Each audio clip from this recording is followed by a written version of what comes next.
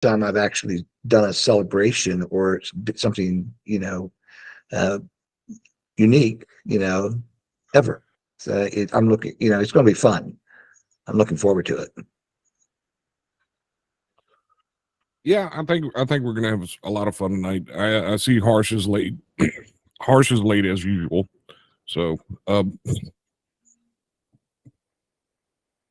Terrence, go kill him for me real quick.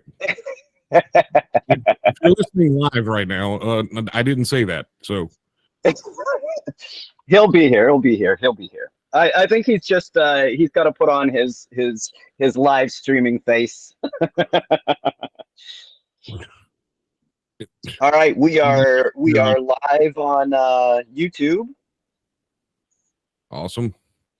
We're just still holding right now, and then I'm probably going to mute myself because once we go live on these stations or these pages over here, I'll just wind up blasting everybody's ears out with music. So, hey, Chia, can you go get me my Jadava? What? Can you go get me my candy? We are live on Facebook. Welcome, everyone. And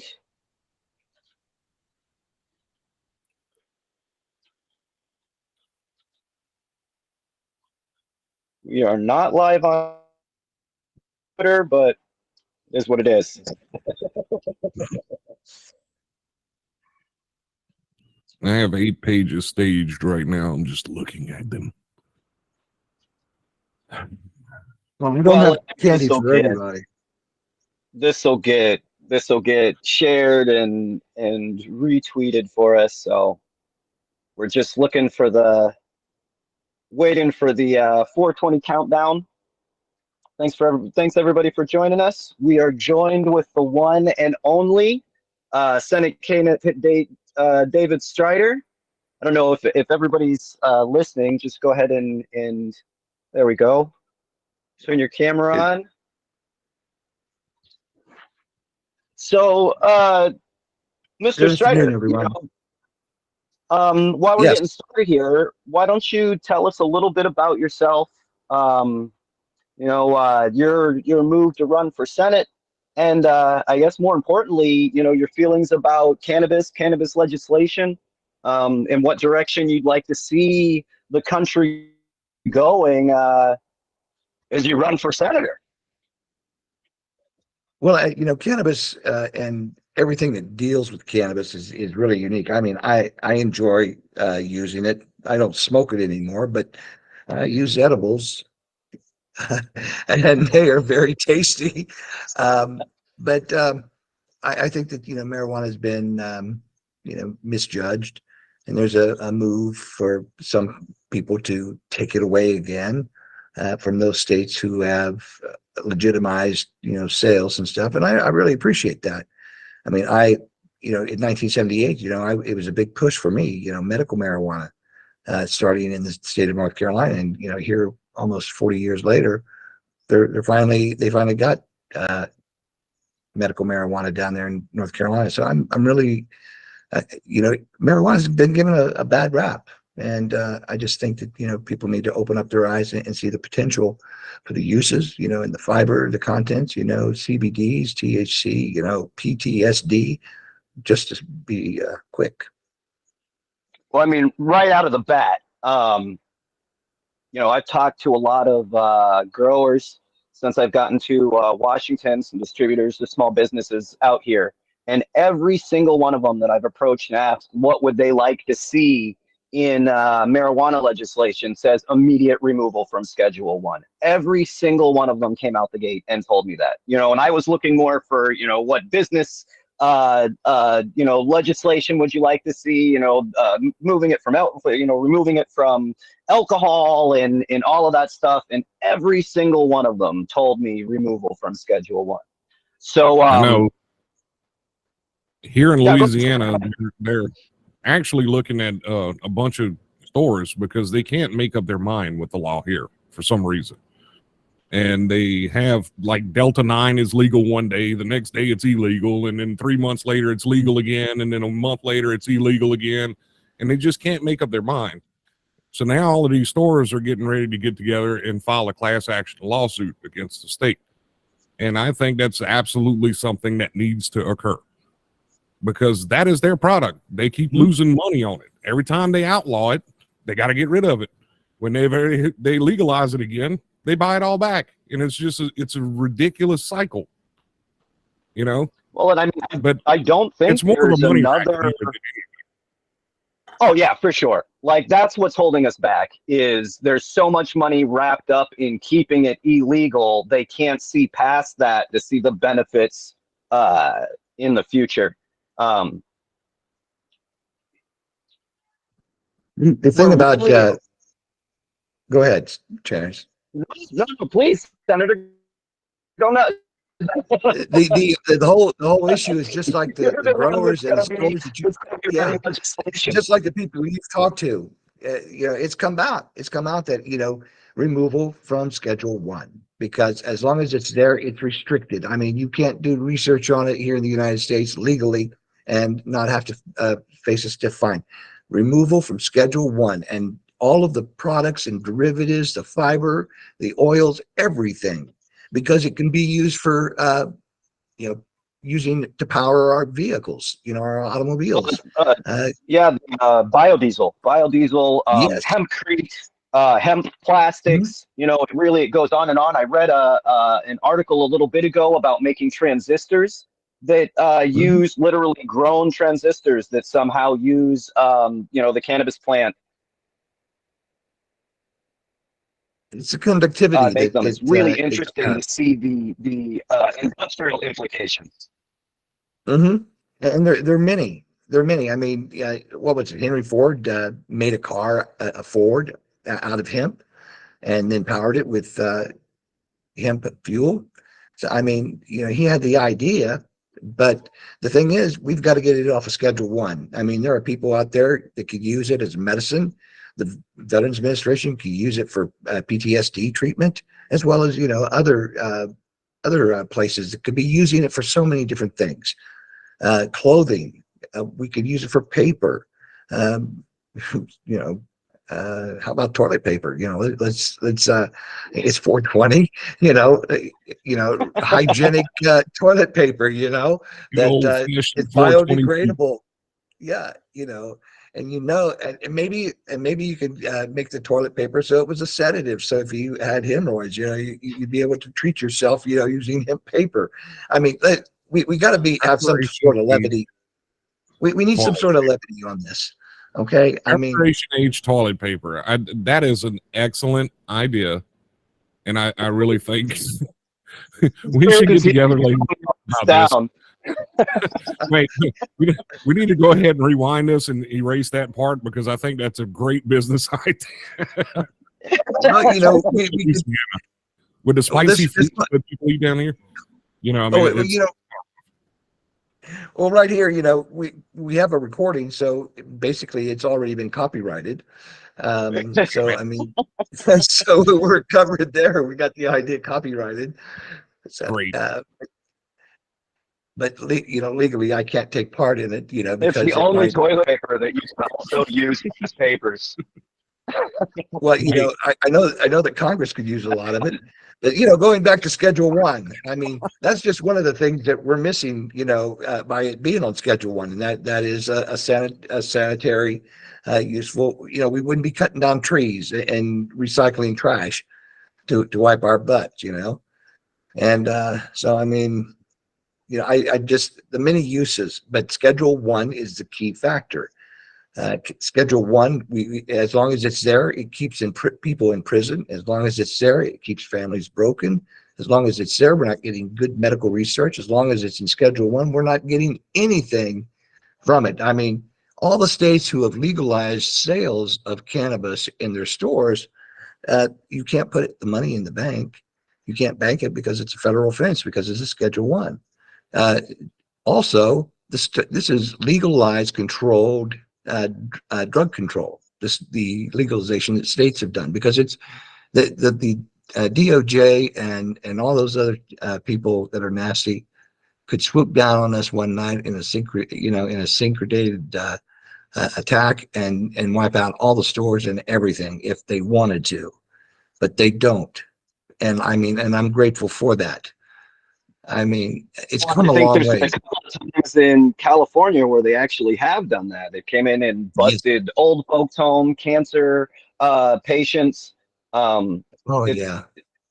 I mean, like, you know, how do you how do you sleep at night Yeah, I don't know how people, doing that? like you said, sleep with themselves. You know, how do they get any sleep? How do they rest at night? You know, because when you know that the research is out there, that it helps people, and you're destroying it. I mean, hemp is a great product. I mean, it does so many things. You know, and I just wish that we would, our politicians would open their eyes, and that's one of the things that I want to do when I get to the Senate, and that's to uh, submit a bill to have it removed from Schedule One and all the products that it can create. Well, I mean, there's been quite a few people that have made those promises to us recently, and I'm not going to name any names there. And I've asked them a very similar question, and they all kind of him and hawed around and danced around the question. So I'm going to do the same with you and ask you directly, right? Will you immediately, once in office, bring up the law, the bill that you were just talking about? Give us that promise today that you'll bring it up to be taken off of Schedule One. Because what happens is once they're in office, it just keeps getting moved back and moved back and moved back, you know, and it just never gets to where it's going. So we're asking for that, you know, direct promise from you that you will take action to move it off of Schedule One. Yes, mark it down. I will submit that cannabis and all of its products and byproducts and everything else that has cannabis tied to it will be removed from Schedule One, so that we as a nation can move forward in healthcare and some of the people who are imprisoned, you know, making sure that those are records expunged from their record, no longer having a federal offense on them, so that they can be creative citizens, you know, productive citizens.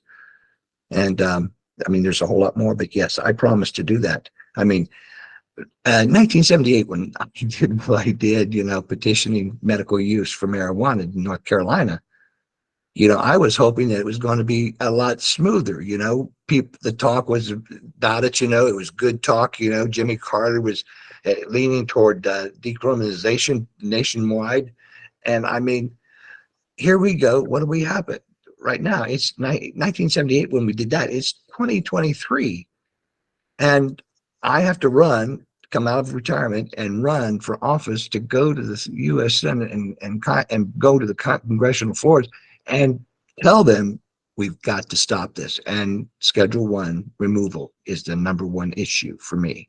44 years of no progression whatsoever. In some cases, 44 we've went years. backwards. In some cases, we've went backwards.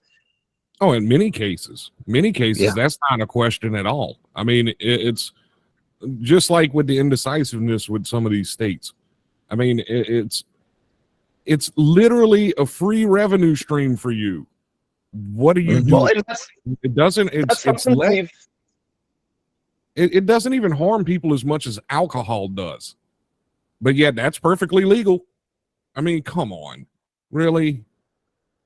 Well, it's something that we bring up constantly. You know, both sides are always complaining about, we can't pay for school lunches because we don't have money. We can't pay for your roads because we don't have money. They give us all this list of things that they can't do. You have access to a massive $1 trillion revenue stream here. Use that. Fair enough.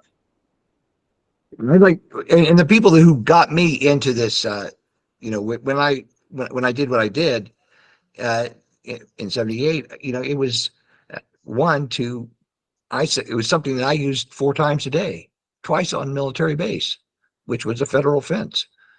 Just using it was a federal offense for me.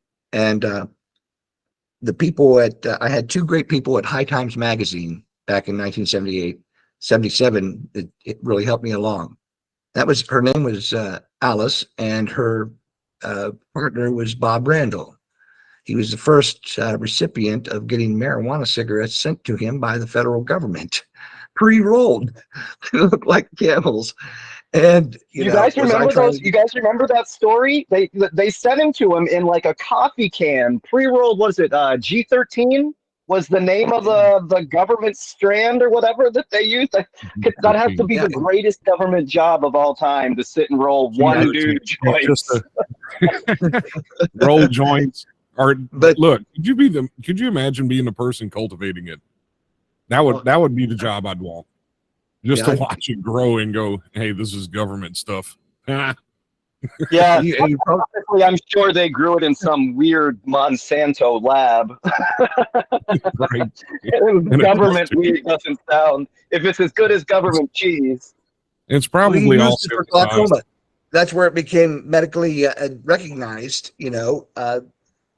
Bob used it for glaucoma, and he passed away, around the turn of the century. But he was a big proponent on getting medical marijuana out there, and his partner, Alice, she's still fighting a good fight, but she is retired, and she was one of the main contributors there at High Times. Now, High Times put me down in being in the wrong service. They put me down as an Army guy. I'm a United States Marine. I mean, they called me Army. It's an insult to me. Not that there's not a lot of good Army people out there, but damn it, they got, and I don't know who influenced them to do that. UPI picked up the story, and I mean, it went crazy, because UPI put the same one. It was in Stars and Stripes in the Far East one and the European one. They got it right. UPI did. But I think High Times, on purpose, they couldn't believe that maybe it was a Marine who was doing this. Wrong. we do what we have to do when we have to do it, and I had to do that. That was one of the things that I had to do. I reached out to trying to save the men and women in the Army and Navy, every places. The good thing is, you said you were working as JAG at the time. Yeah, I scheduled court martials, about 120 of them a week, and a lot of them had cannabis charges in there. They wouldn't have been on the docket if they didn't have that cannabis charge on there for possession of marijuana or using it. If that wasn't on there, they would have been doing captain's mass or office hours and got a slap on the wrist and everything else, and they just been salty old Marines or Navy personnel. And but no, because of the marijuana that was on the charge too, it was a federal offense, and boom, they got 6 and a kick is what we call it. Bad conduct discharge, 6 months forfeiture of all funny money. You get busted to private, and bye bye, so long, farewell. Good luck getting a job. Wow, that's the way it was then. That's the way it was. But I mean, it just seems like all of this has been going on for far too long, like way past the point where we know it's wrong, way past the point where we've seen the statistics, way past the point where we're seeing the results of mass incarceration, way past the point where other countries have moved on and are doing research and building and all of it. It just seems so backwards. Yes, and the good thing about what I did, Terrence, the good thing about what I did was, yes, I left the Marine Corps. I got an honorable discharge for breaking the rules, but I was able to make changes in the Uniform Code of Military Justice, and that's what the lawyers and everybody used to control, order, having order, as far as a rule set, and some of it, was similar to civilian, felonies and stuff. But, it did modify it to where people started getting an administrative outlet, a release if they wanted to, or maybe go to like Alcoholics Anonymous or something if they were really considerate, or just tell their CEO that no, they're not going to use it, or they would just be, they wouldn't lose everything like before. And that, Right. so I did make some change, and because I've talked with people since then here in Washington about it. And yeah, oh yeah, I just did some administrative stuff, we didn't have that then. It was 6 and a kick. Yeah, you were just out. Well, I mean, all of those. It's the entire system has to be overhauled. And what makes it weird, to me, what makes it weird is It's that 419. You got a minute? I don't mean to interrupt you, but it's 419. You got yeah, a minute? it's going to be close. Let's go. You got a minute? You got a minute? Okay. I got my Gumbies. I got my Gumbies and everything. Yeah. I mean, it's that magical time, and it's going to be a good a run. I'm feeling really good about this because there are a lot more people. The electronic age has really come to fruit because here we go. We can talk to each other. We're not having to put dimes and quarters inside it. It's 420. We are currently live on Facebook on 8 different pages and 4 different radio stations and internet radio. And what you're seeing right now is currently Senate candidate David. Yes. Brighter. This I is know. my member T-shirt, the Hemp Fest. I was trying to get him to show his face so I could say his last name, but he just struck. I mean, I wanted to show my membership to Hemp Fest. There you go.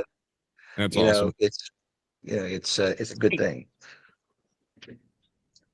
No, what I was saying was there's very few issues that most Americans agree on. 86% of Americans agree with legalization. If not, it's something like 70% are all outright legalization, and 86% is legalization with caveat to medical. Right? They'd like to see medical at least going, and that number is insanely high. It's the only thing that you can find that 86% of Americans agree on.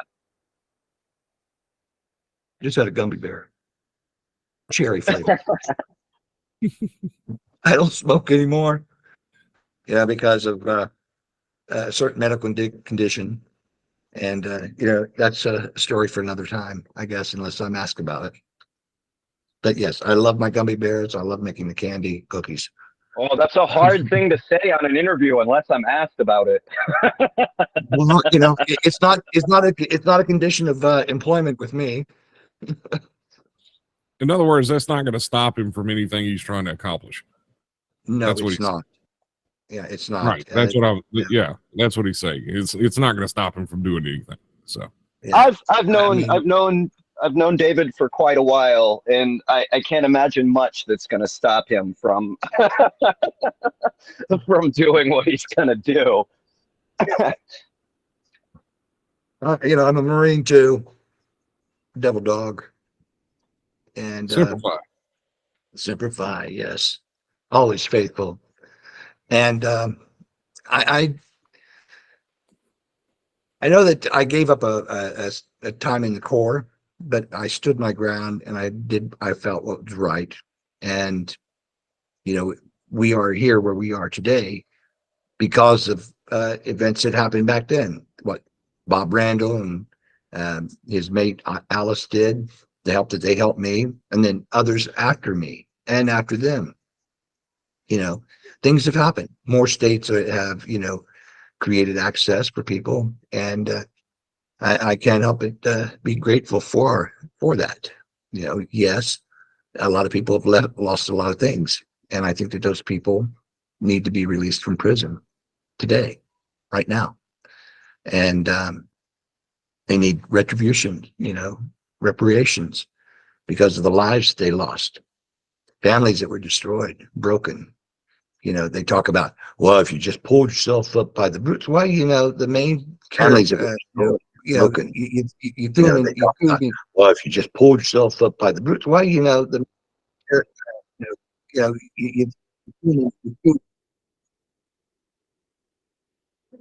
Too. It's Get hard to little, pull yourself little up bit of if feedback here. everything in your world has been broken just because of a marijuana cigarette. And in prison right now, working slave labor, wages, the corporation, private prisons, for profit, they're making a killing off of incarcerations from drug charges. And if it's a cannabis related charge, that needs to be expunged from your record and moved off, And people usually, when they get into the really hardcore stuff, it's because they have no other place to go, especially if they got busted for that joint. They're wrecked, their family's wrecked, and everything else. They're a pariah to their community. And why? Because of a Schedule One classification. So it's. I thought we'd be a lot further, but I'm grateful for where we are today. I mean, we're able to talk about it openly. We're able to legislate. But we still the key to it, and no one is well, send me money and we'll get it removed. Send me money, vote for me and we'll send you money and send me money, get it off. No, just get it off. It doesn't take nothing but to create an amendment to go in and remove that. That's it. It's simple. One paragraph could do that, to pages of and years and lives that have been ruined because of the government's need. Well, I mean, that's why I kind of got that promise from you, is that they all tell us, just send me $20 and we'll end mass incarceration. We'll get marijuana off the Schedule One. They've been saying that my entire life. Right. Well, my entire, since I've been able to vote, right? Whoever I was voting for was promising they were going to take real action, and they never do. They never do. And I truly believe that you'll take action. But I wanted to put you on the spot and get that promise like in stone. There he is. Yeah. Hey, Welcome, I'm glad you did. Hey, Harsh, how you doing, buddy? He is muted. Stand by. Hold on, Harsh. Hold on, buddy. I think he's muted on his end. He had an MTG given on him, She was censored the other day, Right, of course. In the Congress. How you doing, Harsh? I'm doing great. I got the suit to match David Strider, so I'll be a different color, but I figure some of us have to dress up. And more importantly, I'm glad I live in Illinois, because in Illinois, we just can go to the store at cannabis store time without getting edibles. So, Oh, we can too. It's Washington. It's Washington. I know, exactly. Yeah, it is definitely a weight off of your shoulder, knowing that you're not going to be executed in the street because you had a joint in your pocket. That's a lot of stress in your day-to-day life. It is. It can be. It really can be. But I'm glad. I mean, as much as I can't stand Pritzker, at least you got that right. Parents, question. What is your whole name on this thing? It says Terrence Daniels support and all I see is a bunch of dots. It probably says revolution. Support the Revolution. Yeah, Support the Revolution is the name. Yeah, and we're experiencing some of the things that our forefathers experienced. And, they went through a period of taxation without representation. And I couldn't create a more vivid picture than the current congressional house. They make sure that we get taxes, but they're not representing us, or we wouldn't have Schedule One right now. Well, when it comes to things where the population is 86%, once legalization, when it comes to stuff like Medicare for all, right? It's another 70%. Those are huge numbers of Americans that agree, but they don't hear it. They really don't care. That's not who pays them, right? It is who pays them in one sense in the $20 donations, but they're already multi-millionaires, right? Mm-hmm. Well, I mean, the thing about Medicare for all is that, there's a lot of people on the VA that have it, and they're like, you don't want this.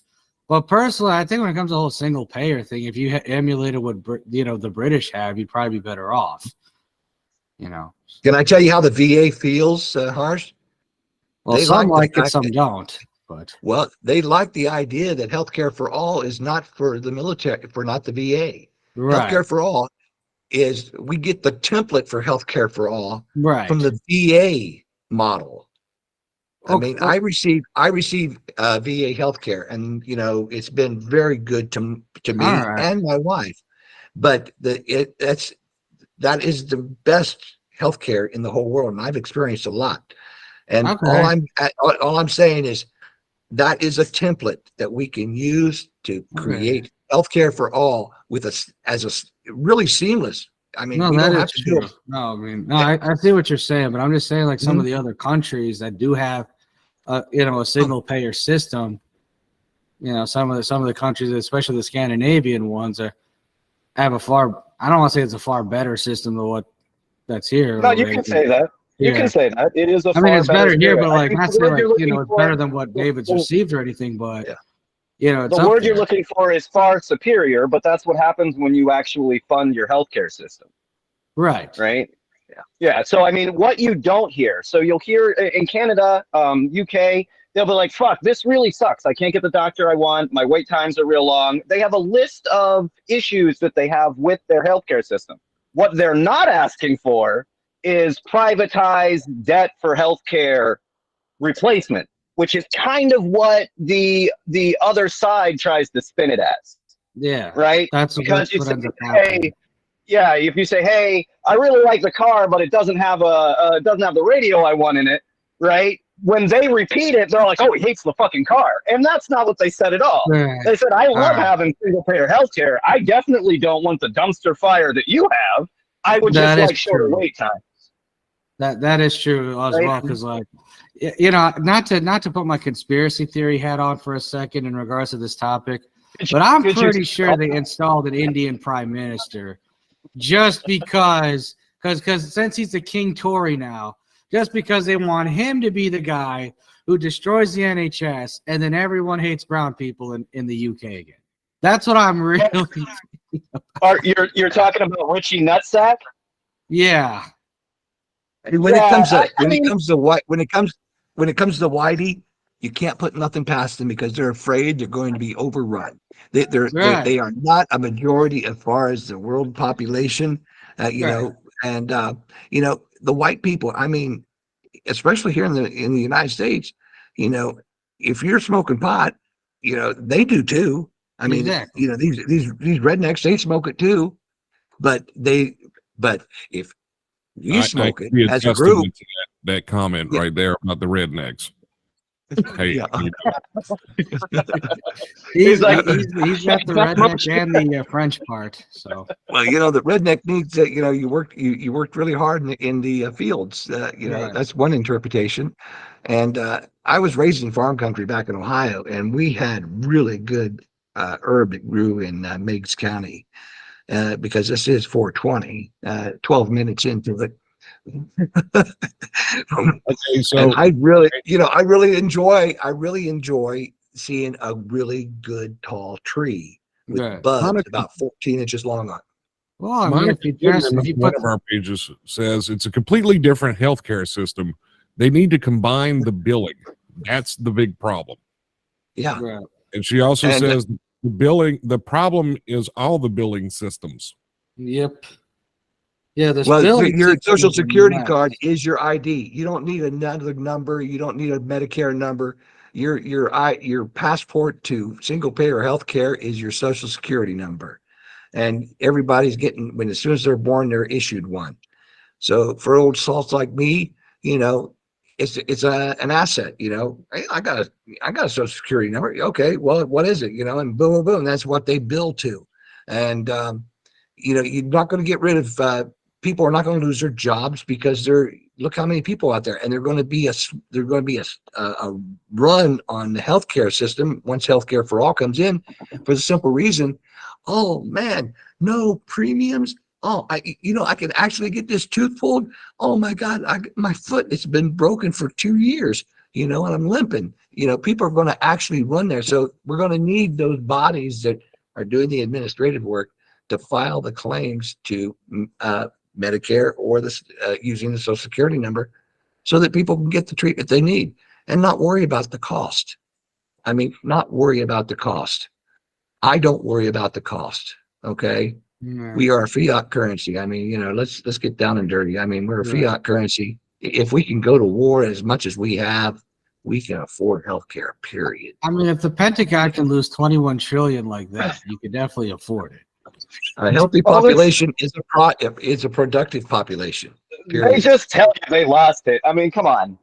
I like right. They lost it, laundered it, whatever. It's 21 trillion gone. That could have been used for. Right. But the bottom line I'm saying is that's 21 trillion that could have been used for, a proper single payer system. Oh yeah, the list goes on. We could have a high-speed rail system, or even a rail system that doesn't explode every weekend. Yeah, or bridges that don't collapse every month. Yeah, I saw. I mean, the list. If you take all of that away, what's the fun in all that? I mean, that is hell, true. It's this whole country's a current. I mean, it's like an episode of. I'm pretty sure we're being influenced from outside forces, and this is just a sitcom now at this point. Oh, it's definitely a British sitcom. They look at us as the new series. I think it'd be a great series. Actually, waiting to happen. We go. You go visit all of the United States. I assume that aliens just kind of park right outside our. Right, they just kind of watch. System and just watch zoom in and going on. Watch the news and go, man, what in the world is? We are literally Europe's entertainment. Like everything has gone to hell in Western Europe, and they look at us like, oh well, this one not them. Like France is literally on fire half the time. And they're like, what's better than France is always a little bit on fire. I love traveling to Paris. It's always a little bit on fire. You get some great food, right? Raise a little bit of hell, protest whatever system they're protesting this weekend. Right. Oh yeah. Yeah, they raised the Medicare age. They raised their retirement age by 2 years, and they set the whole place on fire. Well, there doesn't seem to be a limit of what they can do to us, and Americans will not actually stand up.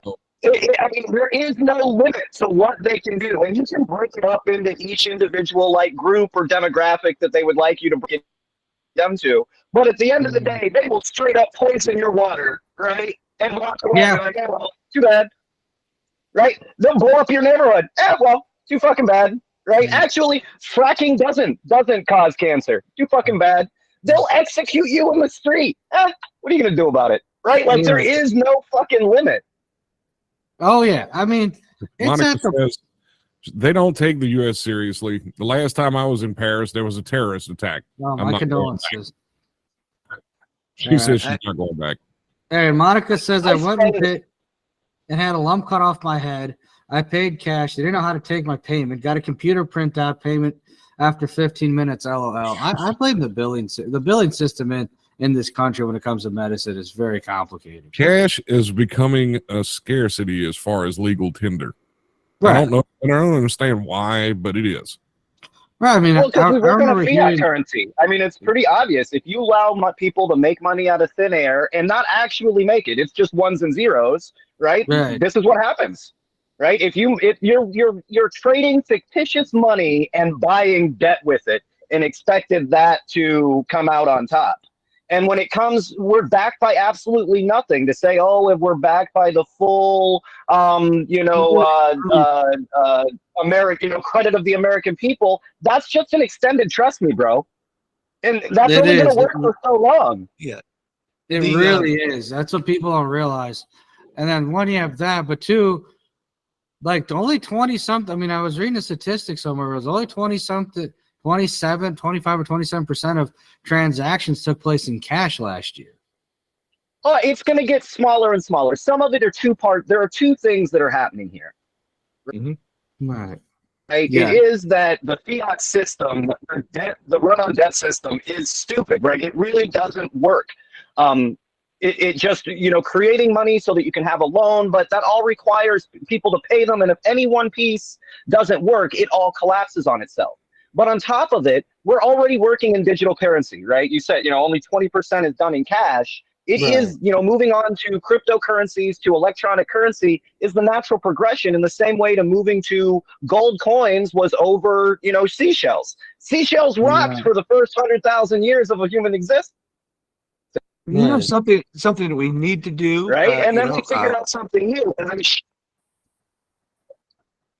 one of the things that we need to do, okay, and it's come up in conversations in my quarter, and that is having a banking system and create a banking system here in the state of Washington. Terrence has mentioned the advantages of having a banking system, because right now the stores and growers, they don't have any place to put their money, and they're getting robbed and they're getting murdered. Just down where I live from, it's called World of Weed. And it was broken into, and the guy, and I guess the criminal saw that there was a chance to make some money there because there was a world of weed there. But the stores are getting busted into. They're stealing cars and ramming them into storefronts and going in and ripping off all the merchandise. They don't have any place to put their money. I mean, they're getting assaulted, and we need to create some place where they can put their money. If we're going to have this legalized control of the drug war on cannabis and have it controlled by the state, then we need to have banking for these people, because they're taxing the hell out of us, and that is basically against the law. How can they something that's on Schedule 1? How can they tax us at 40%? Why do they want to tax us so high and tax so much? All they're going to do is open it up and put it down in the underground, put it, sales and everything. And then they're going to be able to come down with the marshals and stuff and close everything down. Yeah. So, I mean, in order to think like AWIPes, you've got to, you've got to think like them. And what they would do. Well, I mean, it's like really like to see cannabis banking, like Washington, be the capital for cannabis banking. And as more states go legal, there has to be, as it sits now, because it's not federally legalized, you can't hold your cash, you can't hold your money in a bank, right? You can't run ATM machines, right, or you can't run it through the ATM. You have to go through your card. You have to go to an ATM, take cash out, then buy it. A lot of the stores all have an ATM inside, and you take cash out, buy what you need, and then you leave. You can't just run your card, put in your number, and go on with your day, because you can't hold money in there in federally insured banks.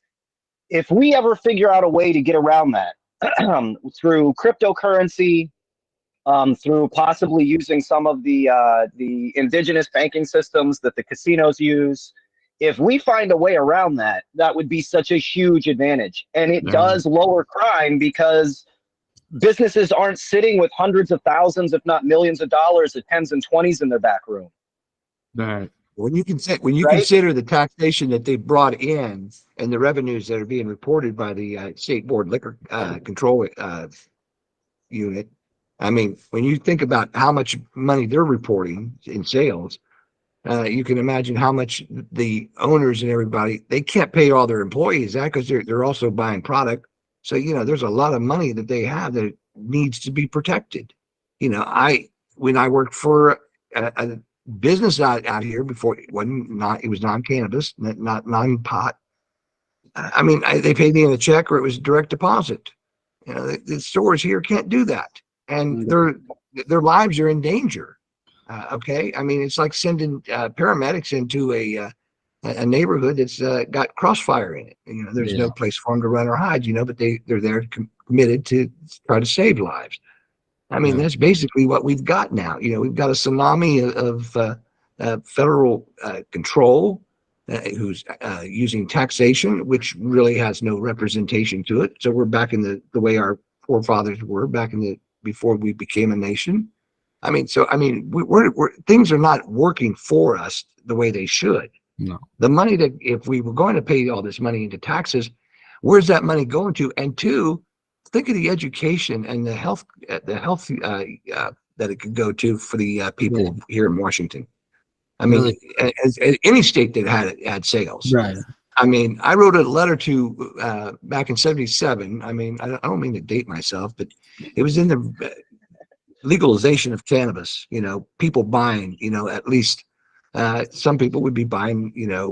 1 in 4 people is what I based it on, and it was a lot of money coming through. I mean, it was at that time it could have funded a lot of programs. It could have helped out a lot of people.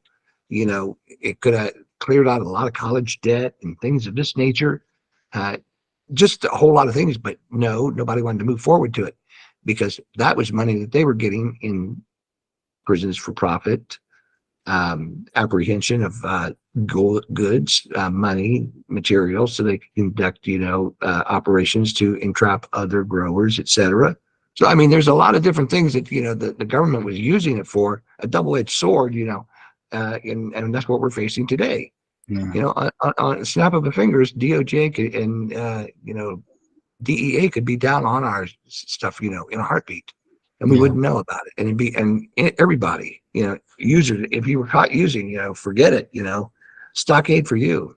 I mean, we're regressing instead of moving forward, like it's been mentioned here earlier. No, we really are. Everybody's making money off of it except for poor people. Like that is the only people that can't make money off of cannabis. Right. Yeah, if you're this way and illegal that way, I can get on my app and we trade weed stocks all day. Mm-hmm. Yeah. Right. So if you're as long as you're making money in it in the white collar, you're all good. Yeah. It makes no sense. It's it's the thing I've learned about this country. It's not what you do, it's how you do things. But that's where the crime is. If you don't do it the way they want you to do it, then it's a crime. I mean, it's like whether it's like not avoiding taxes or whatever. If you structure your money through like 20 different accounts and then you're like, hey, I don't have to pay taxes, they're fine with it. But if you're just like, no, I'm not filing my income tax returns this year, I don't believe in this, you're going to jail. I mean, that's how stupid this is. All they care about is like if you're rich enough, you're like, no, I just don't like that law. Rewrite it. Right. I rewrote it for you. I had my accountants and lawyers rewrite it for you. Just pass this. But if someone is that rich, they already have like 20 different trusts in the names of like their mistresses or whatever. So it's well, they don't have to pay anything anyway because they don't own anything. So I was talking to a you know what I mean, to one of the you saw the interview, but we interviewed that billionaire and he was pretty fucking open with us. Right. Yeah. And we asked him about that, and we're like, the offshore accounts. And he said, yeah, in the 80s and early 90s, we used to have to go through all sorts of work to hide it in the Cayman Islands and this place and that place. But now since the rules have changed, we just moved our business to Delaware. We don't pay taxes because we don't have to, right? They don't pay taxes because the law says they don't have to. They don't have to hide it. They don't have to, they don't have to squirrel it away somewhere. It's right in the open. You know how much they made. You said I didn't have to pay any of it. Yeah. But some will still like not have things in their name for legal purposes too, though. Oh, they not literally. They just regular business too. Right. They just move it to Delaware. They just move it to Delaware. Yeah, you can be a multi-billionaire. Move it to Delaware. You pay zero taxes. Right. They'll move it to Delaware and have it in like their mom's name or their grandmother's name or something. Who was the senator that ran Delaware for so long? What was his name? Oh, I forget. Sounds very familiar. All I know is how are you going to transport your was it Joe Biden? That's the senator from Delaware. So. Wow, that's interesting. That's interesting. Someone should look into that. How do you get your money to Delaware? How do you get your money to Delaware from Washington? That's my question. I would imagine. Are they going to open up a branch here? Bank of Delaware, a branch? They could. But then they just got an entire building that's just all P.O. boxes. Right. Mm-hmm. And they just register their business. They don't actually move their money. They just register their business there. And they don't have to pay taxes. Simple. Right. Some of these big banks have changed like all in Delaware as well. So I'm sure they just change their addresses there too. The money that can be made, the transactions that could be made. If it was off of Schedule 1, more people. My dad told me this back, before I joined the Corps. And he says, if they legalize it, I'll have a pack of it right here in my shirt pocket. And, you know, I never expected to hear my dad say that, but he said he's admitted if it was here, you know, so basically it meant he has tried it. That's awesome. You know, but you know, Well, I when mean, it's legal, I'm gonna it's- have a pack of it right there's here a in my shirt pocket. generational gap, though. Like, chances are, you know, all of our great grandparents all smoked weed. Like, hemp was just part of life at that point. That was Right. medication. That was their, like, it was, they looked at it until we went full on reefer madness. That's why they made those, because they had to try to change everybody's mind. Yeah. Then prohibition was big. Everyone was just using cannabis. If they weren't going to the speakeasies, they were using cannabis for day-to-day life. Now, Well, and prohibition was super successful. yeah. I know, right? Let's look at the times back then too. I mean, you know, things weren't really rosy, you know, for anybody. No. And so if they could find an escape, you know, huffing on a couple of puffs off a doobie, you know, they're going to do it because Right. it was easy for them to do it. They didn't have to worry about the smell of alcohol on them. You know, the only thing is they're close smelling like a little bit of herb, you know, but Well, the thing is, it's just, you know, people that they say bad things, okay, about it, you know, but they don't look at the economic situation No. that's being caused. And the idea of having the use of cannabis to do what? A green technology, you know, we could create union jobs from it. I mean, good paying jobs, you know, we could create our own solar panels. We could create, paper. you know, fuels. We could, our fabrics for our clothing. Before you got here, we were talking about using it as toilet paper, you know, instead of Right. Well, using toilet trees. paper and also regular writing paper too. Yeah, and regular writing paper. I mean, Right. the uses would be so great, and everything, and we would create good union jobs in the process. Right. You know, but I mean, when we say that is why it's illegal. Right. That is I why it's remember illegal.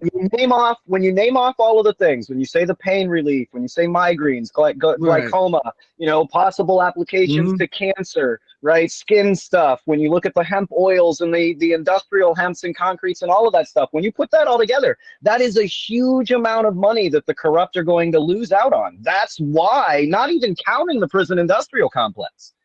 So, like, we sometimes ask, like, fuck, why is it this way? But it is completely and utterly clear, 100% why it is this way. And it's the things you just mentioned there, right? If you're a pharmaceutical company that makes Excedrin, right, or whatever, right, and you see a commercial that someone's going to grow a plant in their living room for free that cures their migraine, that's a nightmare, right? You make $1 billion off of migraine drugs.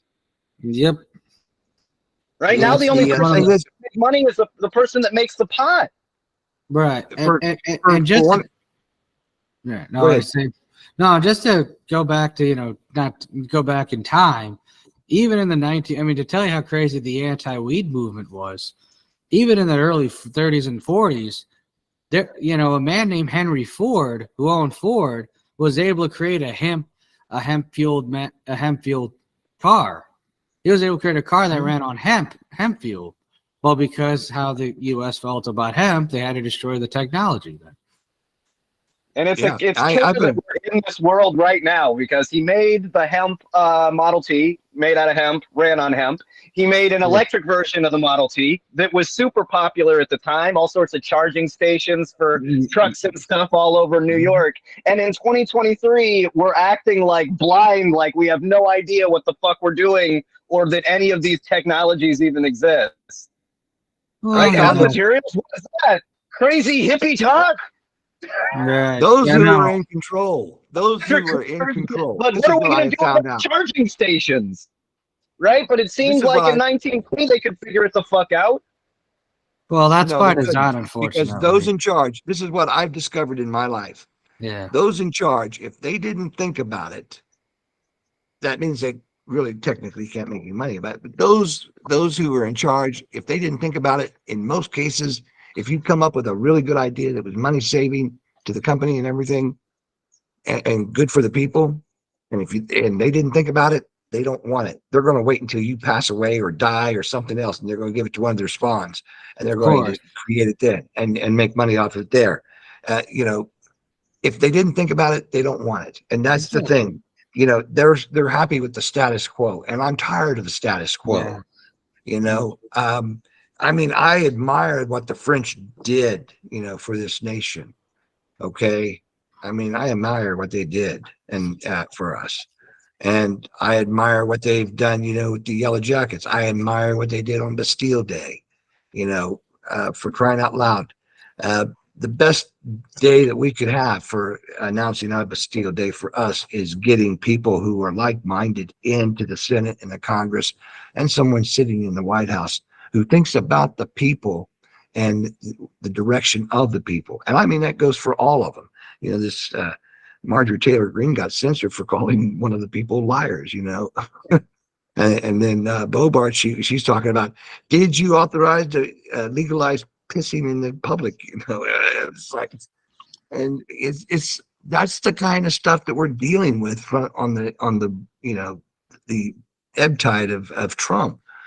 And we just have to stand up to stupidity, basically. Yeah. I mean, that's what we got. I mean, because if I'm politically correct, I'm not going to call them stupid. I mean, that would be, but I wish you would educate yourself on how that actually works, Madam You don't Congresswoman. have to be stupid to be ignorant, right? That's A lot of these That's people, Marjorie Taylor Greene, all of them, right? Ted Cruz, all of them, they're not stupid. They're ignorant as fuck, though. Yeah.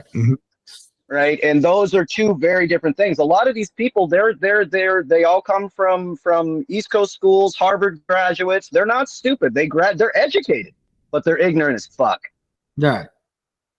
Right. Even in And it's Bobert's gotta stop. case, even though she only had a GED, she built up a very successful business. She was a successful businesswoman.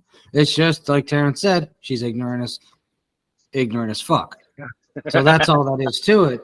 But more importantly, to go back on these topics, what people don't realize is a lot of these technologies aren't destroyed by choice.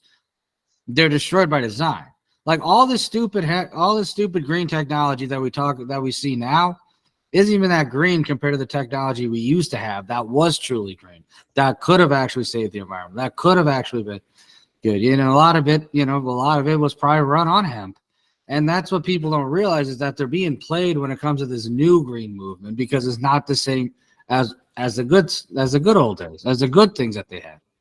And that's a lot of times it's who you ask and what you're asking. So at the end of the day, right, if we walk up to ExxonMobil and ask them, is this green technology going to work? They're going to give you a list of reasons why we really just need to stick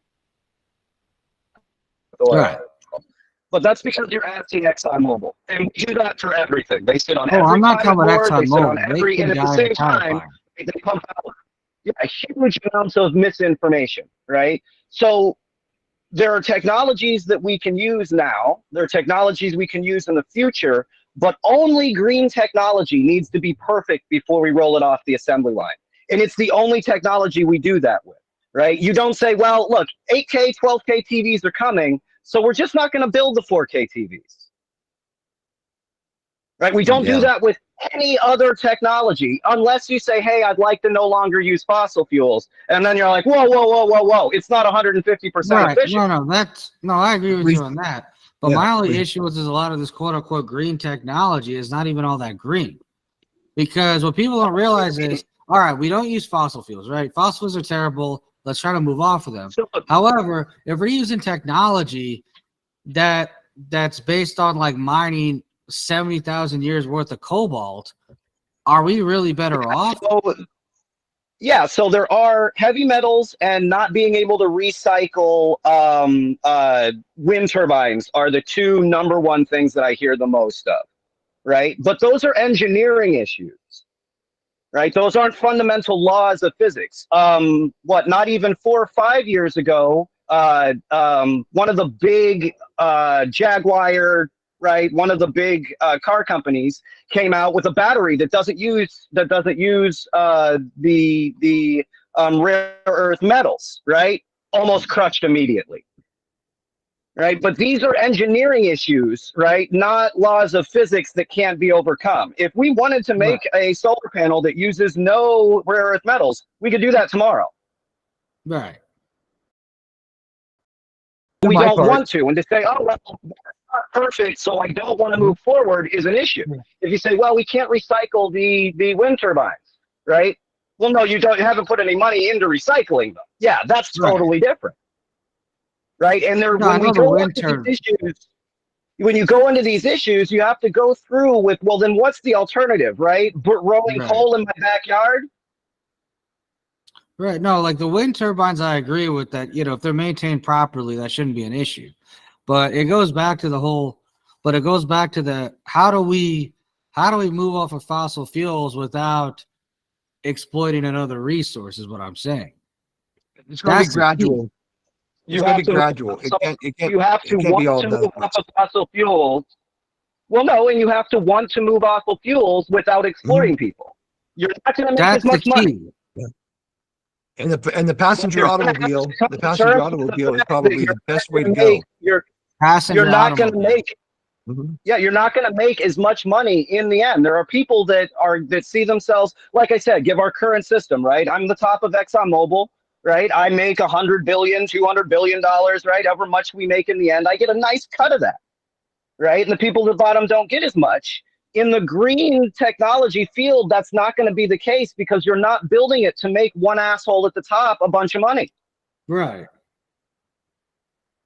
If we try to apply the current system, right, green technology, to the same one that just fucked us over, we're going to get the same result, no doubt. And if you think that fossil fuels was difficult to get rid of, wait for another 100 years when we have to dismantle the green fucking infrastructure to replace with the new energy source, right? They're going to be even more powerful, even more entrenched, right? They're going to tell you they saved the world. Yeah. Right? When they tell you, actually, we've now designed, we discovered the next energy source, right? It's actually a battery this big that'll power your entire city, right? They are going to fight harder against that than you ever fought against the fossil fuels companies. Yeah. Right? Before the fossil fuels companies, whale oil ran the world. If we didn't have whale oil, it would stop immediately. Every light that you saw all ran off of whale oil. And they told you 100% they could not stop killing the whales because if they did, the entire system would collapse. And when the moment they ran out of whales, they turned over to fossil fuels the next fucking day. Bat guano ran the world before that. They had to strip every island humanly possible of bat guano because that's what ran the world. And the moment that they discovered they could use whale oil, that industry stopped. Yeah. And that exact same thing will happen, right? You see the picture of the Model T next to the horse. That guy riding the horse had 1,000 reasons why that Model T was just not going to work. Right. But if you want to make it work, right? If your goal is to make a better world, right? Then you will make a better world. If your goal is to make money, right? And just replace the same fucking bastards that were running it before, then it's not going to work out. Same result. Every time. No, that is true. You're absolutely right about that. The key to that is to not build empires. Right. And that's when human nature's got to take a step up and stop falling for the same prey as their ancestors. So we are a republic, not an empire. Right. Yeah, well, we're a corporation. That's why you're here. That's why we need people to actually remember that America is not an empire. Right. And I think America is going to be reminded of that very, very soon in the next 5-10 years, the next year or so when BRICS starts really taking it to them. But an Indian, hey, but that's what it is. And as for like mankind throughout history, you're absolutely right about it because it's like we've been in this era ever since gold replaced seashells, ever since the old Silk Road existed and the Muslims, Jews, and the Hindus decided, hey, gold's worth more than seashells. We've been in that situation. And unfortunately, it's been nonstop for centuries. Mm-hmm. Oh, and there were people that came out that were billionaires by seashell standards, right? They're like, we've always used seashells, right? We can't replace the seashell system. What am I going to do with this shiny rock? I can only make so much jewelry, Yeah. Well, right? to be fair, We've always used seashells. we should have stayed on seashells. Honestly, when we moved to gold and during the Silk Road era, that's when all they went to hell. Yeah, It the always environment got reminds me of great. Star Trek. It reminds me of Star Trek. In Star Trek, they always go to a planet, and the people there have got like some piece of technology that they're using as jewelry, right? It's it's the lithium core that they've got hanging around their neck or on some staff, and they have to go in and get it, right? And we kind of make fun of them, like, you know what I mean? Look how backwards those people are. They don't even know what they have on them. They're wearing it as jewelry, but gold's number one use is in transistors, not in trade, not in jewelry, in transistors. So when we look at ourselves, we're that species. We're wearing transistors around our neck because they're shiny. And somehow, according to people, are worth thousands, if not millions of dollars. So there you go. Yeah, and it doubles as a compass. We randomly pick stuff to put worth to. I don't know why we do. We just randomly pick things and decide that's worth. That kind of proves my point. Is just saying whether it's gold or the dollar or anything. When we're talking about, oh my God, this dollar's not backed by anything or whatever. The thing is, none of these valuable items that people just say, oh, this is so valuable, are backed by anything. They're just backed by what people say are valuable. Well, remember 30 years ago when like Beanie Babies were supposed to be something you invested in for 20 years? What the hell happened? They went away like that. And I remember a time where people all of them out of you can't see the future. So when you get things that are pop culture like that, out of all of them, Beanie Babies, Furbies, whatever the fuck they are, right? Whatever that year's thing, what was the Tickle Me Elmo? Right, you don't get to pick which one out of the 100 worthless pieces of crap that you bought, right? Which one in 20 years is going to be worth huge amounts of money, right? Well, Somebody's going to remake look at what's that show, Stranger Things or whatever? Yeah, Stranger Things. Yeah, there's a bunch of references from the 80s and all of that in there, and the things that they reference all of a sudden, boom, explode. Everybody fucking wants one. And that one Beanie Baby or, Gizmo toy all of a sudden is worth huge amounts of money, but you don't get to see in the future to see which one it's going to be. Did anybody ever learn how to play that Pokemon game? Well, Pokemon Go. Yeah, remember the cards? Anybody ever learn how to play that? Speaking of industries that took over, everyone talked about how great baseball cards were. Now we should invest in like baseball cards and sport and all the other leagues. Baseball, football, hockey, basketball. The minute Pokemon came to the U.S., those cards went, and Pokemon cards are still rising to this day. Yeah. But I mean, they're changing some of the rules to baseball to make the gameplay a little bit faster and more fun for everybody. So I mean, that hopefully will bring some of those cards back up, where just interest in the sport goes up. Yeah, here in Seattle, we've had some long ball hitters. I mean, Julio Rodriguez is a stud. I mean, it looks like the Mariners might have a chance this year. Yeah, they should have been in Houston last year, actually, but they gagged away games 1 and 4. But that team, Rodriguez, Winkler, some of those others, they can definitely hit the ball out of the park. And Seattle, their Seahawks team, we had, I believe, the defensive guy Wagner come back from California. And so I mean, it's with what we got now and what they did last year. There's a good possibility Seattle could. Yeah, they got Denver, and then we can't leave out the Krakens too. Right. Well, Kraken is You guys are popping right now. Yeah. And I mean, especially since you guys have what do you call it? Seattle's got Denver's top 5 pick as well. And we got legalized marijuana here. Yeah, we've got legalized marijuana too. Exactly, and that's what matters the most. And And in Illinois. I can't smoke it anymore, but I can do gummies. This, this right here, you can see the line here on the thing. That was stuff that I ran out of. I had molds. I ran out of molds that I had this last batch I made. And so these pieces here, I'm not going to eat another piece because I just had one. Okay. So this is pretty powerful, But I mean, these right here are big chunks. These are, ½ inch by ½ inch, these are pretty Okay. big chunks. And anyway, they're all good. They're all good, These are cherry flavored, and but I got those squares, and I've got butterflies, and I've got half eggs, and gummy bears, and did I mention butterflies? Now I'm hungry for some edibles. Right. Whenever you get out of your heart, I'll Give me, All right. give me a second. I got to We give have a dinner. a shout out to Ginger, a shout out to Pam. Thanks for joining. Yeah. Thanks for sharing this out so many times. We'll go through. I've actually got, I don't know if you guys on your end have questions on your other pages, but we've got quite a few kind of building up on the other side. If they have any questions they'd like to ask me, I'll do my best to answer them. Yeah, absolutely.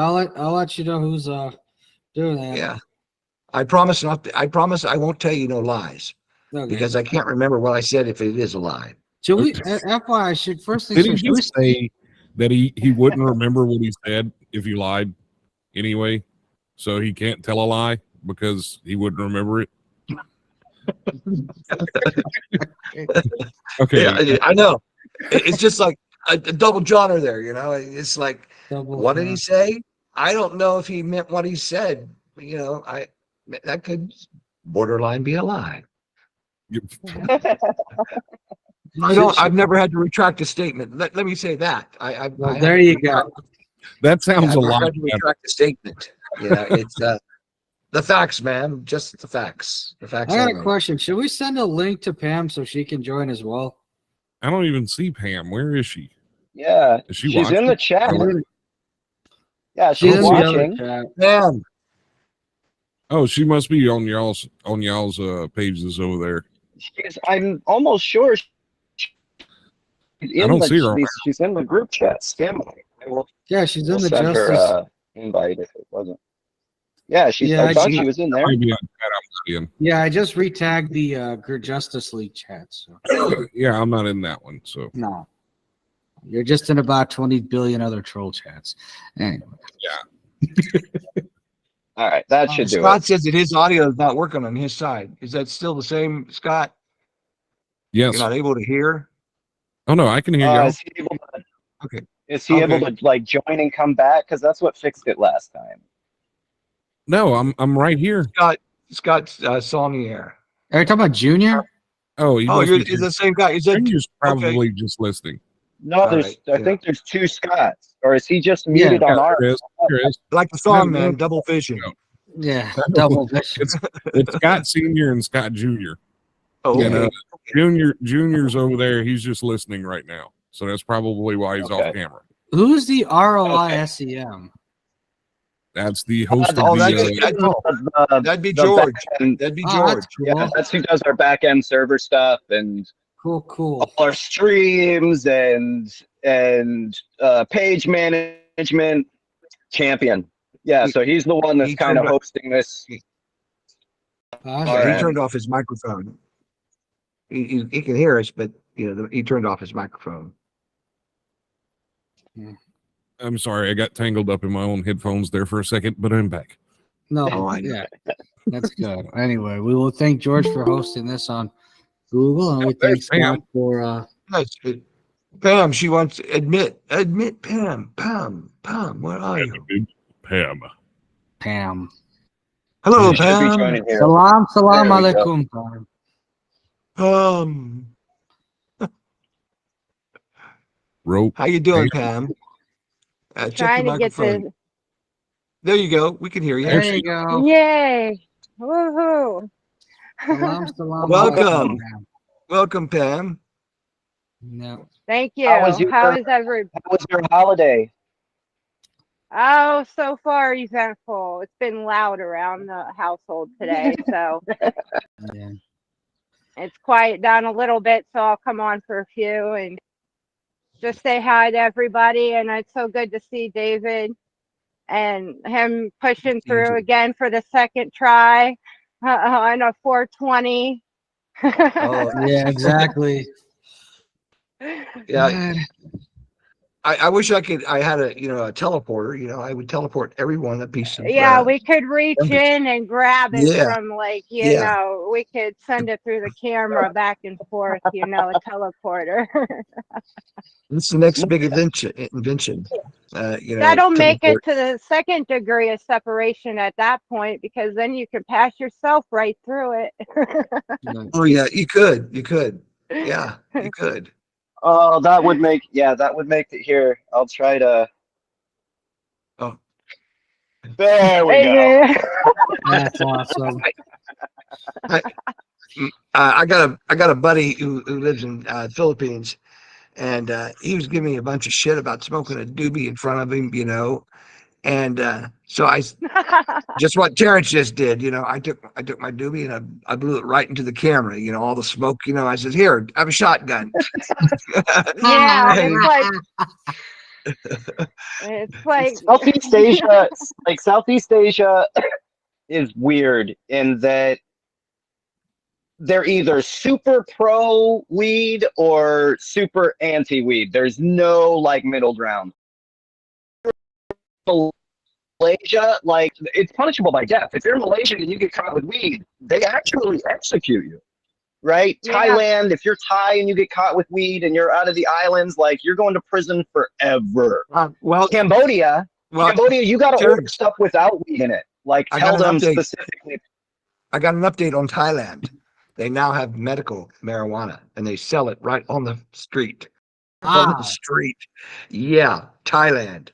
When I was there in 2018, it was not that way. No. Damn. No, as long as you were on the islands and you knew the people that were there, you could smoke on the beach and hang out. But when you were on the mainland Bangkok, no way. If you had some, just keep it in your shoe.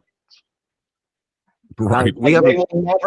They will never in a million years ever touch your feet in Asia. You can have whatever you want as long as it's in your shoe. Here get in a Washington, nice big toe ring and stick it inside the nice big toe ring. That's why I got to wear those extra pair of socks, Get a right? sexy little anklet with a big old clunker hanging on the side of it. Exactly. And touch it. Just won't.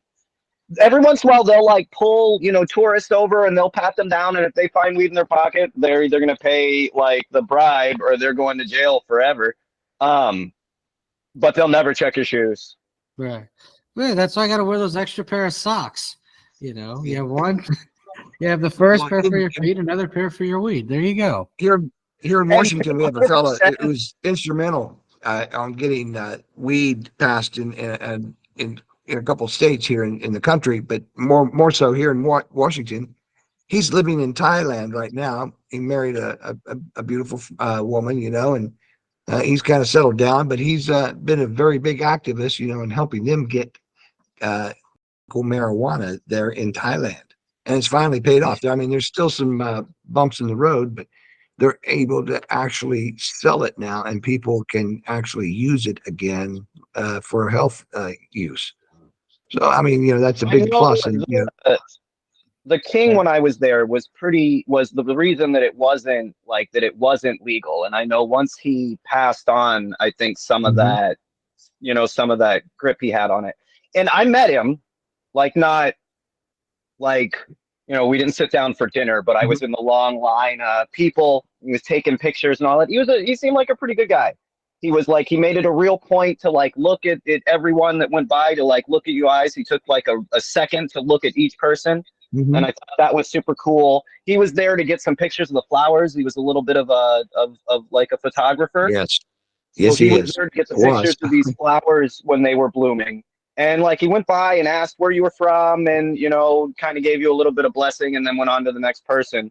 But he was out of the royalty that I met, he's been pretty cool. He was pretty cool. He raked on the cooler end of them. Yeah, and I think the reason he had his stance on cannabis the way he did was because his mother helped create the war on drugs worldwide, and Nixon just kind of took the ball and ran with it, and did some administrative stuff, things that war on drugs. Nixon and his paraquat pot, Monsanto spraying paraquat all over the place. Um, but yeah, his mother created uh, industry for the people of Thailand to battle the drug trades coming in from Laos and Cambodia and Myanmar. I mean, she was tired of her people suffering under this warlords. And the Opium Museum, which is there in Thailand, can give you a vivid, look as to what Thailand had gone through, even with the Chinese. And so, yeah, if you ever get to Thailand, that's a place that you need to check it out, and the Elephant Reserve too. They've got a neat little song, Go all the way north and see the long neck tribes, and then go Yeah. all the way out to Koh Phi Phi. Perfect trip. Yeah. I mean, there's a lot of good things that can happen, in Thailand. And my wife is planning on going there this year, near the end of the year. She insisted I go, and I told her no, I'm working, and it's disappointing to her. But she says, "Well, you went in 2018." I says, "Yeah," and I said, and I come back and I had to get a kidney taken out. So I mean, I'm good with the vacation. I'm suffering. It's like waiting for an execution. Well, when you get back, we're going to execute you. Oh, okay, fine with Yeah, me. well, I'm coming back. But the king's mother, she was very instrumental in the war on drugs and his stance, and it was out of respect, because it's a respect thing that they have there in Thailand, and they try to honor it. I mean, if you're bad, you're gonna pay the price. But he was just honoring his mother for the most part, because he really loved the people of Thailand. And I didn't look. We were there because of the tsunami and all of that. So that was why we were in the line with him. Mm-hmm. So like I didn't get a chance to really like ask him like anything important. Like I said, he just like shook everybody's. You like a quick ask where you're from and what you're doing there, and thanks you for helping and gave you a blessing, and then he went on to the next person. I have Well, he a smoked some question really. for David whenever he got a minute. I have one. What's your question, Pam? I'd like to know what your plan is to help mental health care with our veterans when they come home on tour or from on leave or any of that kind of stuff with retransitioning back into civilian territory like they had back in 94 for Mm-hmm. family health care, mental health Yeah. care, family group therapy, and they took during Desert Storm, Desert Shield. And I'd like to know what your plan is to try to bring that back for the families. One of the things that we can do for the families is just making sure that we don't deploy as often as we do. That just goes to that's an indication as to how undermanned our military is, and why are we engaging in all these different foreign skirmishes. That right there is a toll on the individual. We're talking about cannabis and medical uses today. That's one of the big healers that could be applied to the PTSD community and help Right. them without using drugs or psychoactive drugs or anything of that nature, but using a CBD that just help them calm and focus a little bit. Give them a little bit of relaxation, a little bit of peace. From what they experienced. And some of the stuff is really gruesome for those who ever served in those theaters. It's really gruesome. And just like when Biden pulled us out of Afghanistan, it was Saigon all over again. It was a regular 4-letter, words starting with S and ending with T. It was a regular, that kind of show.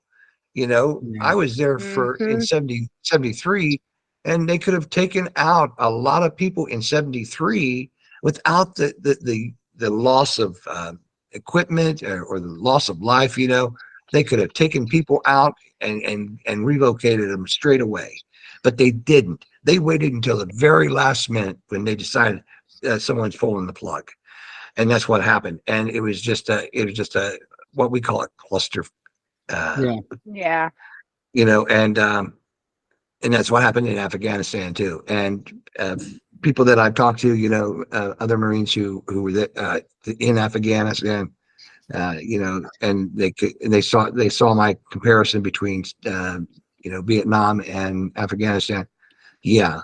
Why is it? It's just like we're being cowards. We go in there all macho and everything, and then we leave the country in shambles. We should have pulled out the people that were supportive of democracy, or not even go in at all. But you put yourself in a position that you've got to follow through. The one. Yeah. The one. Yeah, they And shouldn't have gone in at all. Like they really shouldn't. you know, But we all know why they did. Because of just like Saigon, because I mean, you can make it. There may not be a easy, clean, nice way to leave an illegal occupation. No. right. There may not be a way to pull that off. Like, we look at it after the fact and we could do this or that or that, but there may not be a way to leave an illegal occupation nicely. So we may have to not illegally occupy places. Right. But at the end, right. we're looking at the end result and being like, oh, well, there was no, we didn't, if it was anything else, you've got something horrible to deal with, right? You got to amputate a leg. Well, there's no easy, nice way to amputate a leg. No. It sucks. There's not. You cut Right? here We and may you be bandage it up. in that same situation. All illegal occupations end that way. Right. All of them. Just about. But that's the thing, By though. extension, all wars for profit end that way because eventually they become unprofitable. And they Yeah, become so unprofitable, you don't even waste time bringing your shit back.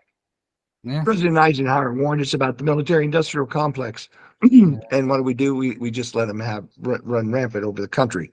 But in response to a little bit more detail with what you commented on, Pam, and that is, unless we give the Veterans Administration more lateral and the staffing and the funds that they need to treat our men and women coming back from these engagements.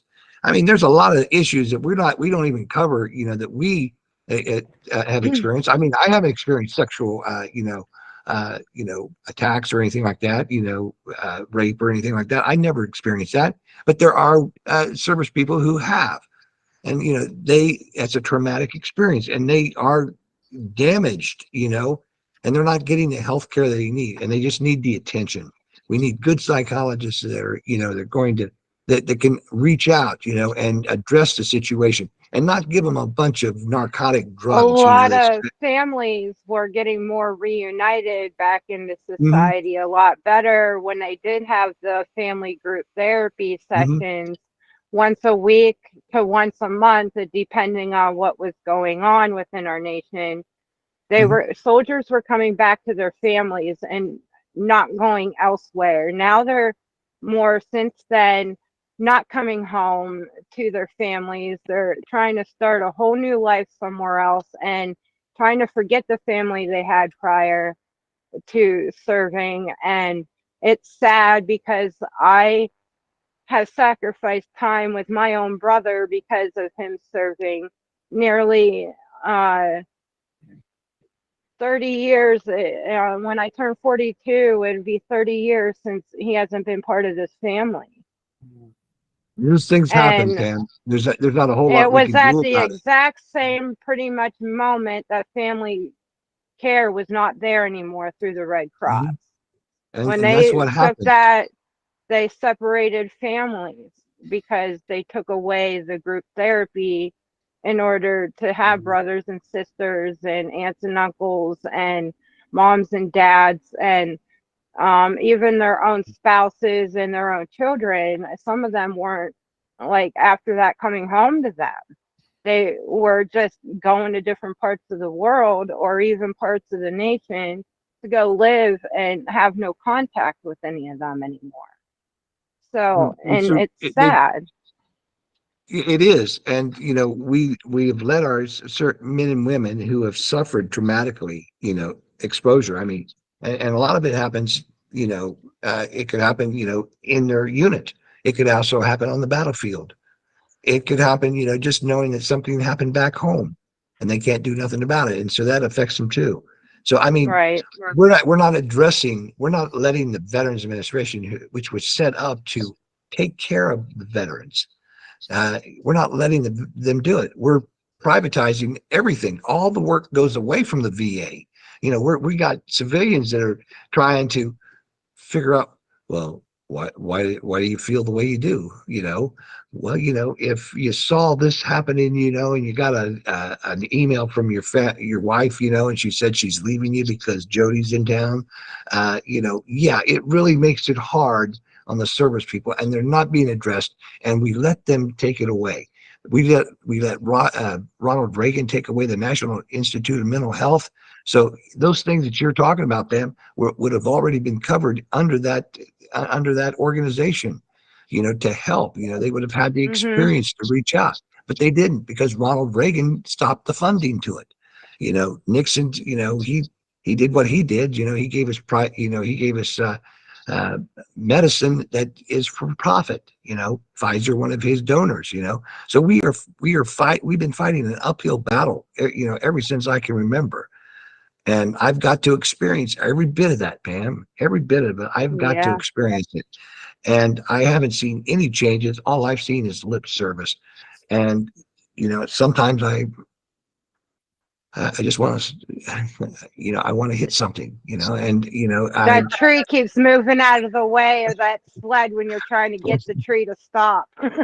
When non-judicial punishment in the Marine Corps for me, what I did in the Marine Corps, so I wouldn't have to put my men and women, well, it wasn't the women because I don't hit women, but for those Marines, men who were, unruly and everything else and wanting to cause discord in the unit, I had a wall locker that set up in the barracks, and that's where they always wanted to go and fight. And so, the rest of the platoon, kind of troublemakers like that, kind of, migrated to that area because they knew that I was in the barracks, and they knew that I didn't like people like that. I didn't like bullies, and they said, Sarge, we got this guy who's trying to fight, with a couple of the guys. Oh, you really? And it was the new guy who claimed to be, special forces. And I said, I hear you want to fight. He says, yeah, but not you. He says, you got those stripes on. He says, you call the captain commander on me. So I took off my blouse. That's what we call them in the Corps. I took it off, my rank insignias were off, and I said, anybody see any stripes? And they said, no, Sarge. And I says, I'll let you take the first swing, buddy. And so, my wall locker was made for people like him. I'd pick him up, and, in my prime, that's changed a little bit, but I was able to pick people up, and turn them upside down and throw them in my wall locker, and close it up and let them sit in there and meditate and simmer for a bit, there's a couple of guys who were able to bash the walls in the wall locker, but they were in the wall locker upside down. And when they got out, I gave them two choices. I says, become part of the unit or go to the company commander and tell him you want relocated, period. And, because I didn't try, go and tell the company commander, this guy was an, troublemaker or stuff like that. I let him be the one. I let him be the one to go. And I had the best guns in the division. I had a fellow by the name of Bob Rodriguez from South Chicago. Once he got the coordinates, he was fast on an 81. I mean, he could set up in 9 seconds and have a round down range. Just waiting for a fire. And they would. Don't worry. Snipers and the rest don't of the play around. well, They it wasn't get the sniper. down and dirty. No, they Well, really he's don't. not a They sniper. He really. wasn't a sniper. He's hauling, an 81 shell, a couple thousand yards down range, and with accuracy. And the rest of the battalion, if we were battalion size, would use his cords, to fire for effect. And if it was regimental, fire for effect. Division, fire for effect. I mean, it was just that he was just that good. And he liked to smoke pot, seeing as how this is 420 today. Robert, he liked to smoke pot. And one day he was humiliated in front of the company gunny humiliated him. And he was feeling really bad, the gunny and everything, he made me feel like crap, in front of the whole company, And so I went and I said, I'll talk to him. So I went in after muster and said, hey, Gunny, can I talk to you a minute? He said, yeah, come on in, Corporal. I was a corporal then. And he said, what do you need? I says, I understand that you had an issue with Rodriguez in company formation. He said, oh, yeah. I said, you don't humiliate my men in front of the rest of the company. You got a problem with my men, you come to me first. You don't ever, Gunny, humiliate any of my people in front of the whole company, or we'll be in front of the company commander. I said, you're undermining my authority in the unit, and you know how good Rodriguez is. Yeah, he smokes pot though. It's okay. He says, I'll give you that. I won't give him no grief, but if I smell marijuana on him, he's mine. I said, okay. I mean, I'm gonna say though, with them testing for marijuana for jobs, so many good maintenance workers end up losing the opportunity to even work only because they have weed in their system, which I don't find it good, because then now we have slumlords, because you miss out on some really good maintenance workers because of one test. Well, and I mean, that's when the it comes to point of taking it slumlords, off of Schedule 1. Like, we got to get it off of Schedule 1. That's yeah. like that's the pin to all of this, is that Schedule 1. Because then they can't drug test you for it. They can't do any of it, you know what I mean? Any of those games, because it's not illegal to do. And Like, there's Maine, so they many. don't test it either. I mean, Maine is about the only one so far that I know of for sure doesn't test for marijuana for work, for jobs, for even probation or any of it. They legally don't test anybody for that. They only test them for the hard drugs, Most of the for time, Pam, getting into out things. here in Washington, they don't usually test you for the entrance but if there's an accident that you're involved in during work Yeah, hours, then you get tested. But for the most right. part, it's expensive for the company, and prospective employee doesn't want to pay $75 to $100 to get tested, and so they just don't. Right. They just wait for an accident to happen. And but And that's yes, not even good to do either. no, it's not. But if you think about it, most of the people, if they got their heads on straight, they're not going to come in stoned. They're not going to. They Right. shouldn't be driving to work high. They shouldn't be doing this high. There are things that you should not be doing, and you just got to have a little bit. I shot really good with the rifle. The companies aren't looking to really see whether you have weed in your system. They're looking just so that it's not their responsibility, so it's not their fault anymore. And if they find any reason, then they're not responsible. You're responsible, right? It wasn't that they had, that they didn't have safety, set proper safety precautions. Is that you had THC in your system, right? Like, they use that as an excuse to get out of things that they should actually be in trouble for. Now, are they going to check for levels? Because somebody could have smoked 2 weeks ago and it still be in their system. Is the whole thing.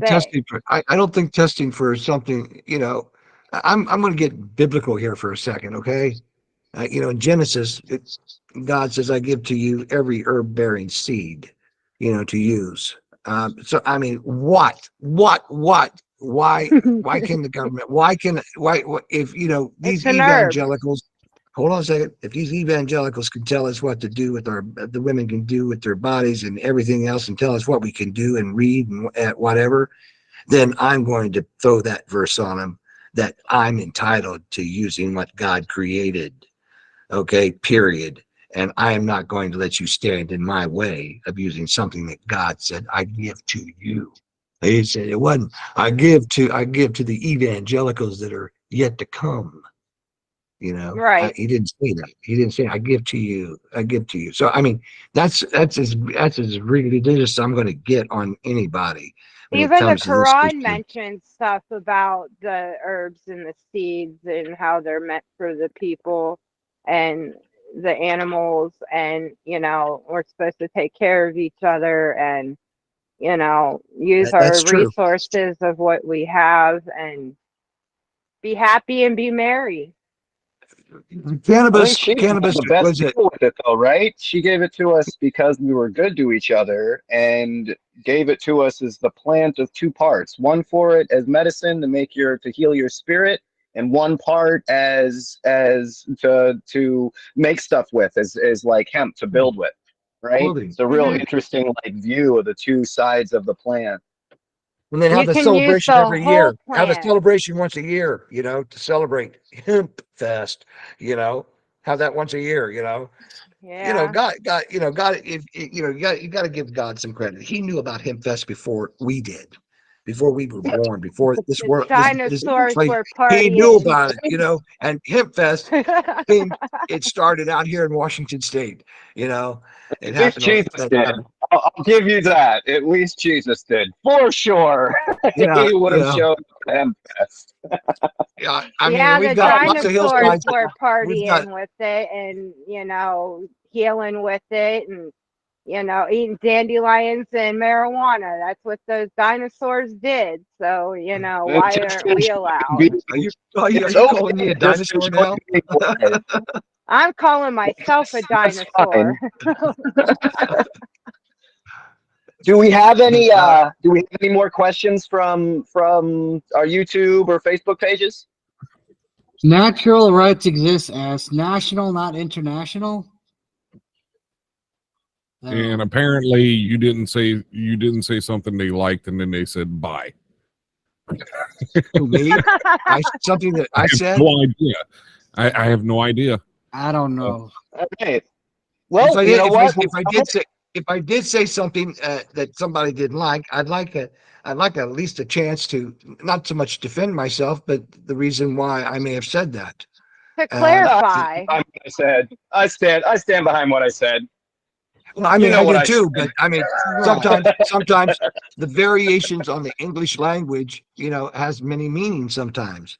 Um, so it's a possibility that, that he didn't have the full list of vocabularies, that word may have meant, and the different spellings. And I would just like to make sure that I clarify those things, don't walk away, at least confront me on it. I'm not combative or anything, crap. I just think I got Yeah.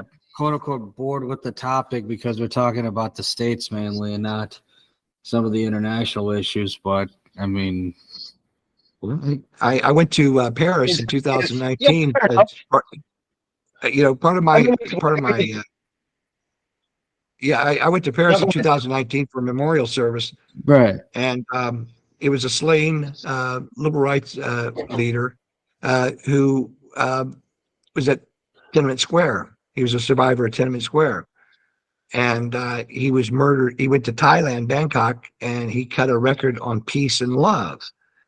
And he was coming back. It was done. In fact, I'm still trying to find it. And I had somebody that made a donation last night to the campaign. Um, he is probably going to be the key to help me find it. Another Chinese gentleman. But the point I'm getting at is he was assassinated in flight, and the stewardess discovered that he was listless and dead in flight, and so they put in a gutter, to take care of the body, so it wasn't, bothering the rest of the passengers. But onto the Lufthansa flight to Germany, and Chinese government fought trying to get him back. and I got to meet some of the family. They flew in from China and other places around Europe, and it's I got to be there. I didn't get to meet the gentleman, but I saw the work that he did, and the song that he made was a very good song. So I'm hoping that I can get a copy of it and post it. But yeah, when I was in the streets of Paris, they had the yellow jackets out there, the protesters, and I had a Frenchman come up to me and says, "Oh, you're young, aren't you?" I said, "Yeah." I said, "While we're at it," I said, "Bella Wood's not too far from here, right?" He says, "Yeah." I said, "That's where the Marines. That's where we got our name, Double Dog." "Oh, you're a Marine, huh?" "Yeah." And so we started talking and everything. And he's asked me, he says, "What do you think of your president?" I said, and that was Trump. I said, "I think the question that I should be asking you is, what do you think of our president, in the United States?"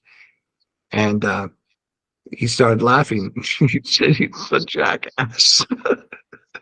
But he's French. I He was mean, going to say he was going to say that about anyone that wasn't French and possibly standing right next to him. I mean, I because of my history, because of the limited history that I have in American history, the French, it was their presence outside of Yorktown that kept the British fleet from leaving or even getting in. And so that was very instrumental, in our fight for freedom. That was very instrumental. And I told him, I says, Marines fought there in Bella Woods for you guys. We're happy. We were able to come in time. All those things. Bringing, raising them up. And then I said, "You guys had fun at Bastille." So yeah, it was. All right, we kind of got to wrap up here. Do you have a website for your campaign? Do you have any information you want to give out before we close? Yes, I would. I would like to give everybody the campaign address, and that's www.davidstriderforsenate.com. And it has a description and explanation on a lot of different issues that are on there. We start off with Veterans Affairs, and it goes down to healthcare for all, and it goes into our communities, unions, all kinds of different things that are affecting the people of this nation, and also here in Washington. And as a senator, I have to think as somebody who's considering what this law or going to do to the rest of the people. I got to make sure that it's put out there equally. I mean, it's not socialistic; it's just the right thing. Because when you do something for one group of people and you don't do nothing for anybody else, that's favoritism, and you lose support in the regards to your trustworthiness and the words that you speak. Are they true? And are you helping us just to do this or do that? So I mean, yeah, DavidStriderForSenate.com. And we have an email that you can hit on it, and it breaks down, if it's technical or whatever, someone's going to get attention to it. And spread the word to your friends, no matter where they're at, because I'd like to have this campaign here be a template of sorts. I'm fighting for the VA. I'm fighting for everything. Facebook asks you, what's on your mind? And what was on my mind, and that was everything, because there are so many things that have to be done. We have a friend of ours that is in West Virginia who is very close to that derailment in Palestine. I was just going to mention something about what your thoughts are about East Palestine, and I'm only 16 miles from the location. And people, and that's where we need healthcare, and that's where cannabis can also, maybe we can grow some cannabis and help the cannabis absorb some of the poison that's been put into the ground before it gets into the waterways. Hemp roots suck everything up, yeah, they've seen even radioactive material. They've grown like fields over places that were radioactive, and they absorb the toxins and stuff in the ground. It's really cool. It's really cool. Yeah. You're in Ohio. be a great idea for Chernobyl. Yes. Oh, absolutely. That's what's done at. In Ohio, was Pam. that Chernobyl? There's a friend of mine. His name is Terry Cook. He's very big on the hemp, very big on using hemp for everything, building everything. Terry Cook. You'll find him on my friends list, and just connect with him. He might have some good information as far as recovering some of the lost land that we have. But give Terry a holler, a shout out. He's very, very much into it. He has worked on this for a long time. He's another Marine too, so you can trust his words. And like me, he speaks a lot. My nickname is Sir Talk a Lot. But I think you're in the right industry as a politician. that is true. But If you're looking for green power, if hemp Of, can by, and for. Of, by, and for the people. That's Right. what counts. And if it doesn't have those three issues in there, it's not a law. It's illegal because the people, of, by, and for the people. What you got there? Marijuana. CBD juice. CBD. Oh, CBD juice. At least she was honest about it. Yeah. Excellent. Excellent. yeah. Babe, are there any more questions? No, I think Are like there- I got everything that we had for you. I don't know if they've got some other questions for you, but I'm good, and I think we're pretty close to the end of the show. Now I have one question. Are we going to do this again pretty soon? Yes. What are our plans, Terrence? We spoke about that, in some of our meetings, about Well, I how think often he was planning on setting up several town halls. He wants to keep it like super interactive. So When we'll you probably get be that involved. situated, can you email me or message me like the dates and times that you plan on it, whether it happens or not? That way I at least can get it in my scheduling. I think Yeah, a calendar would 100%, be a good definitely. idea. Be able to post a calendar as to when we're going on. That would be a good idea. Yeah, that We would can be post that- we can greater post that because on then our you can get .com. a bigger audience. That way people can plan it out better and know when you're going to be on. I That like way your idea, the girl. issues can get brought up a lot easier if there's a plan ahead and people know about your plan ahead. And Would impossible. definitely give you a better heads up. Right, absolutely. Especially if we do a week you very before, much. then maybe we could get even more people on. Yeah. And I but got that- your back, David. Make Yeah. sure you Thank do you. that, what I told you to do for the .gov. right. Yeah, Help you out. absolutely. Okay. And I think hemp would probably help Fukushima as well, especially if it grow, especially if it grow by the water, by some of Oh, the yes. Yeah. ocean areas. But Terry Cook will tell you they're in Ohio, Pam. He's on my friends list, and Okay. he's on several other pages. I wrote Just his name reach out to down and and get a hold of notation. him. He's right over there in Findlay. He's over in Oh, Findlay. Ohio. okay. Yeah, that's not that very far from here. No, it's not. And but yes, I'm happy to be here today, folks. Yeah, I Water really am. is life. Water is life, is right. Without water, there is no life. I just wanted to make sure it was getting seen the whole time. Yeah, absolutely. Freedom United. Take it as you want, but that's Freedom United, okay? I have to say this is the first time in like a couple of weeks that we were able to keep live up and running and OBS not crashing at least twice. We're So good. that's a- We're good that's luck. I'm telling you. Yeah, you are. First, that's a first. You see, it's Guy Fawkes in the back. He gives us that little bit of tech luck we need. Well, Yeah. And that's always good. That is always good. Yeah. All right, brothers and This was sisters. Thanks wonderful. everyone for Thank joining you. us. Dave, thank you for joining us. That was www.davidstrider for Senate.com. Harsh Meds, thanks for having us on. Harsh Reality, check him out online. Yeah. Our back end guys, thank you both. Scott, big thanks. Playing the radio CSHR. before the show, all wins. Freedom United. And as always, fuck Monsanto. Oh, Yeah. and we're gonna get that calendar up